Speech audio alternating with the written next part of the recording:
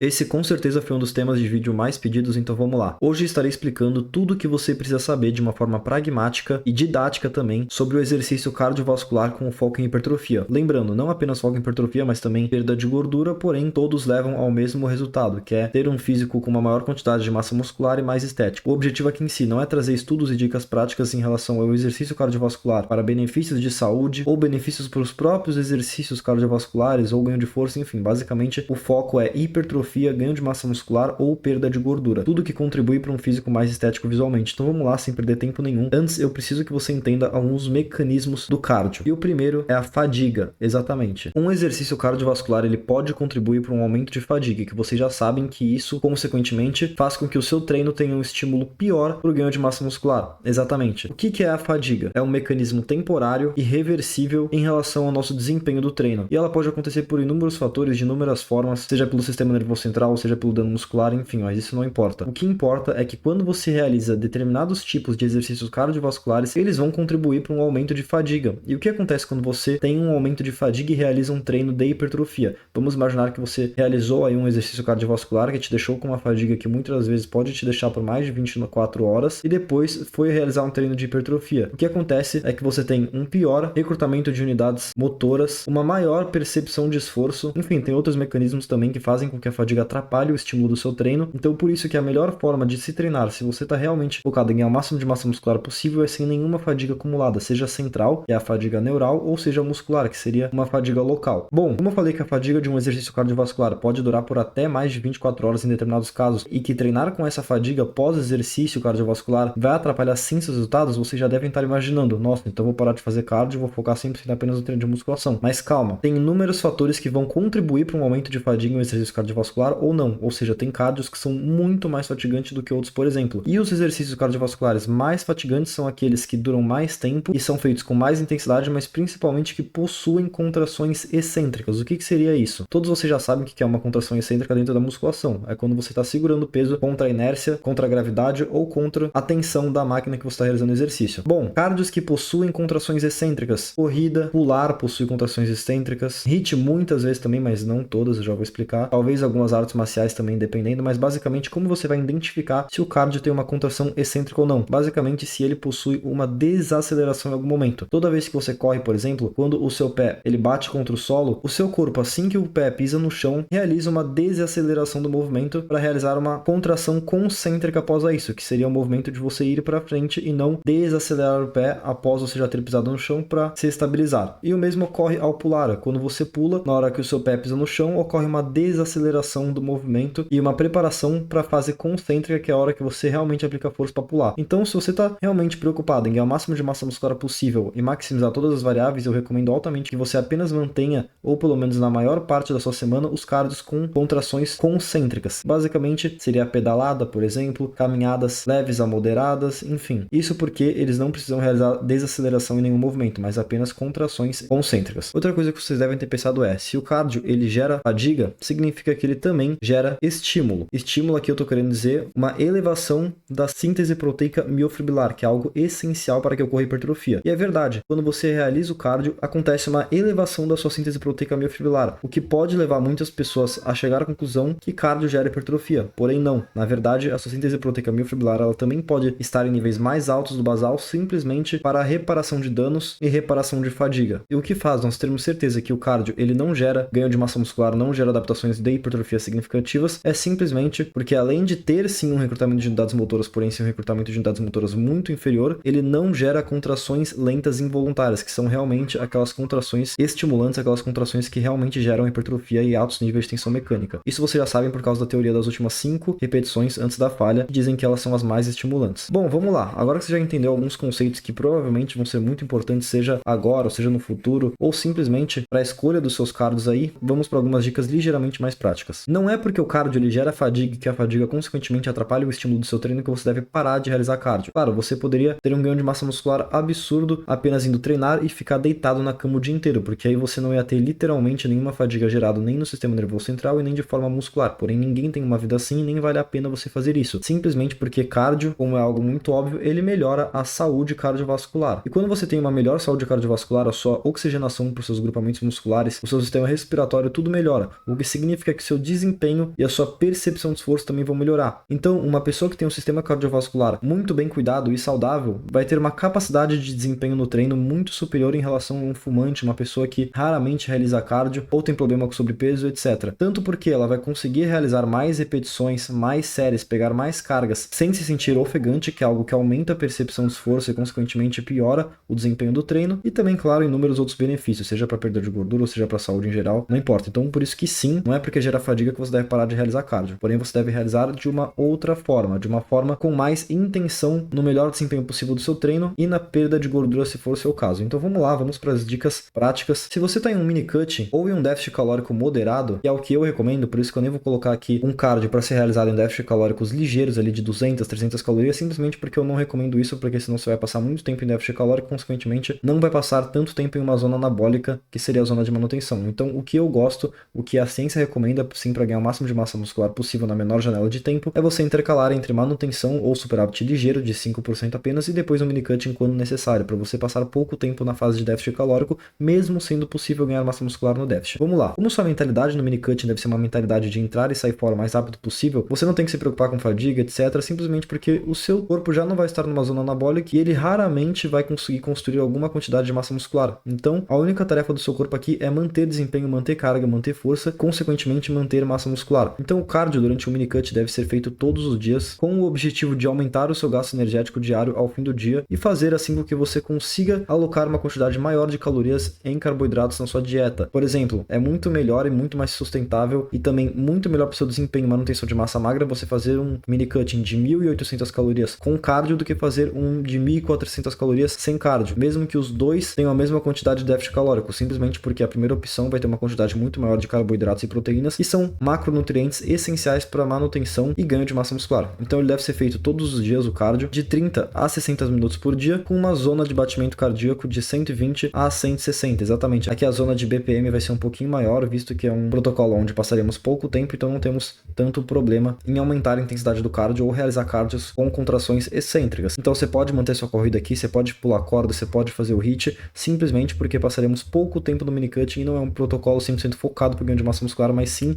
para manutenção ou ganho ligeiro de massa muscular, mas com o objetivo principal de perder o máximo de gordura possível. Em relação ao horário do cardio, eu vou falar depois. Aqui, se você conseguir manter 2 vezes esse cardio no dia de descanso, seria o ideal, visto que nos dias de descanso você já naturalmente vai gastar menos calorias, então para continuar num déficit calórico alto, seria o ideal você manter aí 2 vezes o cardio de 30 a 60 minutos. Pode ser, por exemplo, aí uma zona ideal, 45 minutos. Então, novamente falando, se você quer uma zona ideal de cardio e não ficar se preocupando muito com isso, faz 45 minutos de cardio por dia, uma média de 130 batimentos por minuto. Isso geralmente você vai ficar se você fizer uma corridinha leve ou uma caminhada com subida, uma velocidade ligeiramente maior ou uma pedalada mais rápida, enfim. Bom, vamos lá. Agora, se você está num processo de manutenção calórica ou em um superávit ligeiro aí de 5%, que é o que eu recomendo vocês ficarem, principalmente se vocês já assistiram meu vídeo de main gain e vocês já sabem sobre isso. Eu não recomendo realizar o cardio todo dia, visto que por você já estar treinando com alta frequência, a sua síntese proteica miofibrilar já está sendo elevada a todo momento. E o cardio, ele eleva a síntese proteica miofibrilar, porém de uma forma não tão boa para o ganho de massa muscular. Então aqui a ideia é manter apenas de 3 a 5 vezes o cardio na semana, fazendo 30 minutos com uma zona de batimento cardíaco de 110 a 130 batimentos por minuto. Isso aqui você geralmente vai ficar quando você realizar uma caminhada moderada, sem inclinação, ou uma caminhada com inclinação, porém com uma velocidade menor, ou pedalada, enfim. Então o cardio, quando estamos no main gain, o único objetivo é você continuar com uma saúde excelente cardiovascular, ter uma possibilidade de gastar mais calorias ao longo do dia para alocar mais carboidratos na sua dieta e consequentemente ter um treino muito melhor, um sono melhor, enfim. E também para inúmeros outros fatores. Se você quer um ponto ideal, novamente, 120 batimentos por minuto, faça ele 4 vezes na semana, durando 30 minutos aqui, realmente uma média perfeita. Bom, agora em relação ao horário do cardio, como eu falei, não é nada interessante você treinar com fadiga, seja pelo sistema nervoso central ou muscular. Então, por exemplo, se você realizar um exercício cardiovascular, dependendo da intensidade, mesmo com que tenha sido 2 ou 3 horas antes, ele vai ter um grande impacto na qualidade do seu treino, na sua progressão de carga e, consequentemente, no estímulo gerado para a hipertrofia. Então, o seu treino ele vai ter sido literalmente menos eficiente e menos eficaz para a hipertrofia, simplesmente por você ter treinado com um acúmulo de fadiga pós-cardio. Então, o que eu recomendo é você, no mínimo, manter 6 horas de distância antes do treino do seu cardio. Então, você pode realizar tranquilamente seu cardio às 6 da manhã e treinar à 1 da tarde, não vai ter problema nenhum. O que não é aconselhável é você realizar um cardio, você passar mais de 30 minutos caminhando correndo ou pedalando por muito tempo, realizando alguma atividade que gera fadiga no sistema nervoso central ou muscular 2 a 3 horas antes do treino. Isso vai afetar seu estímulo, mas claro, se a sua rotina só te permite isso, pode ficar totalmente tranquilo. O que eu estou falando aqui é para maximizar os resultados. Seu treino ele vai ser estimulante, vai ser muito eficiente, porém, ele só vai ter um recrutamento ligeiramente menor de unidades motoras e uma percepção de esforço ligeiramente maior do que se você estivesse 100% fadigado. Bom, primeira regra é essa. 6 horas antes do treino é o limite. Se você realiza o cardio pós-treino, não tem problema nenhum, visto que o seu corpo ele acabou de mandar um estímulo e sua síntese proteica miofibrilar será otimizada nas próximas horas. E o cardio ele também tem essa mesma função. Ele otimiza a síntese proteica miofibrilar, porém, devido a um acúmulo de fadiga e reparação de danos. Então, a sua única tarefa aqui, ao realizar um cardio pós-treino, é não manter uma intensidade muito alta, não ficar muito tempo nesse cardio e principalmente não realizar um cardio com contrações excêntricas. Basta você realizar 30 minutos de esteira ali, caminhada moderada ou com uma inclinação leve, algo que não te faça ficar ofegante, que não tenha contrações excêntricas e também não causam impacto muscular. Bom, agora o que eu faço, porque muitas pessoas querem saber o que eu faço para ter algo em que se basear, e não é porque eu faço que vocês têm que copiar, eu literalmente não sigo tudo 100% que eu falo na risca, simplesmente porque minha rotina, fatores individuais não me permitem fazer isso, mas o que eu estou fazendo atualmente e que vou continuar mantendo dessa forma, como vocês já sabem que eu faço um full body, dia sim e não, ou seja, eu vou pra academia um dia sim e um dia não de uma forma rotativa, vai ter dias que eu vou treinar no domingo e vai ter dias que eu não vou treinar no domingo, por exemplo, e minha frequência de treino de musculação é 3.5 vezes na semana, eu treino cada grupamento muscular 3.5 vezes na semana, a minha quantidade de cardio também é 3.5 vezes na semana, simplesmente porque eu faço cardio no meu day off, visto que, dependendo do cardio, você pode ficar por até 24 horas ou mais com fadiga acumulada, então por isso que eu faço no dia que eu não treino e com uma intensidade ligeiramente menor. Como eu falei, no main gain você tem que manter uma intensidade de 110 BPM a 130 BPM, eu fico sempre nessa faixa, porém como eu não vou fazer mais nada ao longo do dia em relação a treino de musculação, eu faço 45 minutos de cardio em vez de 30. Isso aqui é para quem quiser me copiar, tudo bem, para quem faz full body assim e não, para quem tem uma academia que abre no domingo e para quem quer treinar dessa forma, tudo bem, mas a maioria de vocês que estão assistindo esse vídeo não faz um full body assim ou não, então por isso que eu faço um cardio de 45 minutos com essa intensidade e apenas nos dias que eu não treino. Mas se vocês seguirem minhas recomendações anteriores, vocês estarão totalmente bem, na real, vocês estarão perfeitos em relação ao cardio, em relação ao desempenho no treino de musculação. Então é isso, rapaziada, espero que vocês tenham gostado muito do vídeo, se inscrevam no canal, deixem um like, deixem suas dúvidas que serão respondidas por mim ou pelas pessoas aqui que me acompanham, me assistem e sabem treinar realmente de uma forma efetiva. Tamo junto, rapaziada, obrigado por tudo mesmo, sou muito grato, é nóis.